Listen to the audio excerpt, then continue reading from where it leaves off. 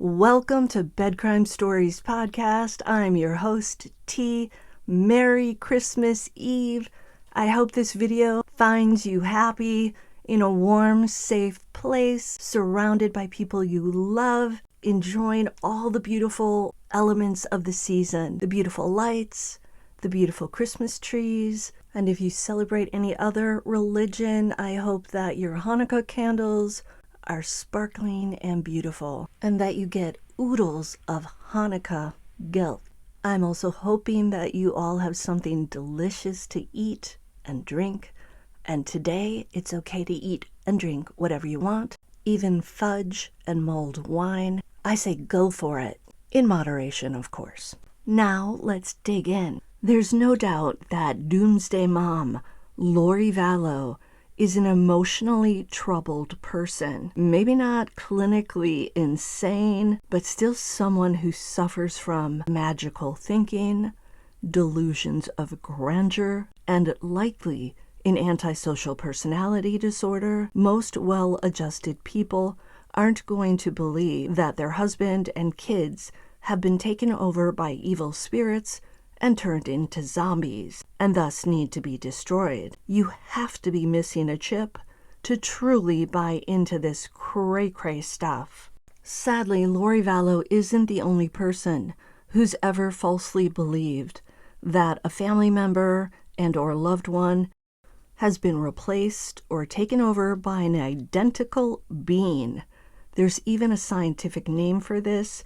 It's called Capgras Syndrome, and it's the most prevalent delusional misidentification syndrome out there. Capgras Syndrome is characterized as a delusion of doubles. Now, this is an extremely rare syndrome, and it occurs in both males and females. By the way, it's not just people who can be taken over by an imposter in the patient's mind. Animals and even inanimate objects can also, at least in the patient's troubled mind, be taken over by someone or something else. In an article on Capgras Syndrome that I found on the National Institute of Health's website said this about CS. The propensity of violence in CS patients requires its speedy recognition and timely intervention, end quote. So I'm seriously wondering now if Lori Vallow and or her brother Alex Cox and also Chad Daybell were ever diagnosed with Capgras Syndrome. Alex, when asked if he believed in all the zombie stuff, said absolutely 100%. It's likely they never were diagnosed with this, but that may be only because they didn't see any professionals for their mental health issues. By the way, I'm speculating. I'm not a psychologist. This is just me purely speculating. But it does turn out that Alex sustained a traumatic brain injury after a car accident in young adulthood. Could the damage have been to the bifrontal, right limbic, and temporal regions? And could that explain why he bought into various family members being taken over by evil spirits and becoming zombies? Listen to what Dr. Todd Grande said about Lori Vallow and Chad Daybell's mental health and personalities. Note that Dr. Grande stated that there's no way to know for sure what, if anything, Lori and Chad suffer from. In terms of their mental health, a doctor would have to individually evaluate them in order to come to any conclusions. So here's what Dr. Grande said. There may be nothing going on in terms of mental health and personality factors. Evidently, Lori was evaluated at one point during all this, and a mental health professional released her. This could simply be a situation where people decided to commit crimes. For this analysis, I'm going to run under the assumption that Lori and Chad committed the murders or conspired to commit the murders. When looking at all this, two main theories surface to explain these behaviors. The first theory, of course, is that Lori and Chad were delusional. They had delusions about the end of the world. Chad and Lori allegedly told Melanie that Tylee and JJ had become zombies, saying that their original spirits were forced from their bodies and they became possessed by a demon, a disembodied spirit, a worm, or a slug. Lori also said she had spiritual visions. Charles had reported that Lori believed she was a deity. She also believed that Charles had become somebody else, so he was a zombie too. This sounds a bit like a Capgras delusion, and I'll talk more about this in a moment. And of course, we see that Chad had a long history of writing about Doomsday, and he believed that voices told him to move to Idaho. The second theory is that Lori and Chad are psychopathic, so they had this tendency to manipulate, they had a lack of empathy, grandiosity, a wanton disregard for the rights of others, and they were excitement-seeking and impulsive. So if they were psychopathic, then they would have been that way for a long time. We don't see a late-onset psychopathy. People reported that both Lori and Chad were upstanding, responsible citizens. Maybe a bit unusual, but we see nothing here that indicates that they were psychopathic before. So back to the first theory of delusions. What could be going on if this were true? Well, delusions can be caused by a number of conditions. Substance use, some medical conditions, but most are related to mental health. The more common mental disorders associated with delusions would be schizophrenia and other disorders related to schizophrenia, like schizoaffective disorder, major mood disorders like major depressive disorder or bipolar disorder, brief psychotic disorder, and delusional disorder. So just looking at Lori here, I'm not aware of any evidence that says that Lori had negative symptoms or disorganized speech or something like that we would see with schizophrenia. We don't see a history of depression or mania like we would expect to see with major depressive disorder and bipolar. The symptoms were present for more than a month, unlike what we would expect to see with brief psychotic disorder. So that leaves us with delusional disorder. Essentially, what's required for delusional disorder would be the presence of one or more delusions for a duration of 1 month or longer. The delusions can't better be explained by another disorder, and other than the effect of the delusion itself, functioning is not markedly impaired and the person's behavior is not odd or bizarre.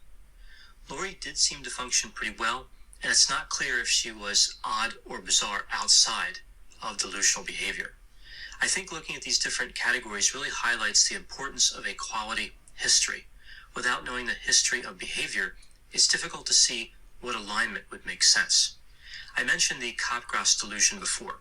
This is referred to as a delusion of misidentification. With this particular type, we see that a person misidentifies people who are close to them.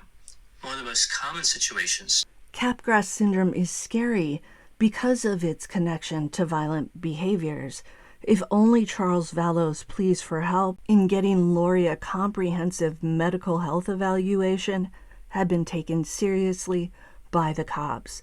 Maybe, just maybe, Lori could have been treated for Capgras syndrome and the 4 victims might still be alive. And by 4 victims, I'm referring to Charles Vallow, Tammy Daybell, Tylee, and JJ. There's also, of course, Joseph Ryan, but we don't know if he died of natural causes or if he was done in by Lori. I believe Lori, Chad, and Alex may not have committed these crimes on their own, as in, say, Lori committing these crimes solo. I think only when the 3 joined forces were they able to pull off these most evil deeds. What do you guys think? And what do you think of Capgras syndrome? By the way, Chad Daybell hasn't been convicted of any crimes, so he is presumed innocent at this time. Merry Christmas, Happy Hanukkah. Do me a favor, smash that like button. Until the next time on Bed Crime Stories. Love you guys. Remember the 144,000. Jesus is coming next year. She took all the money out of her bank account today. My truck is gone from the airport. She went to the airport and got it. I just flew in from Dallas.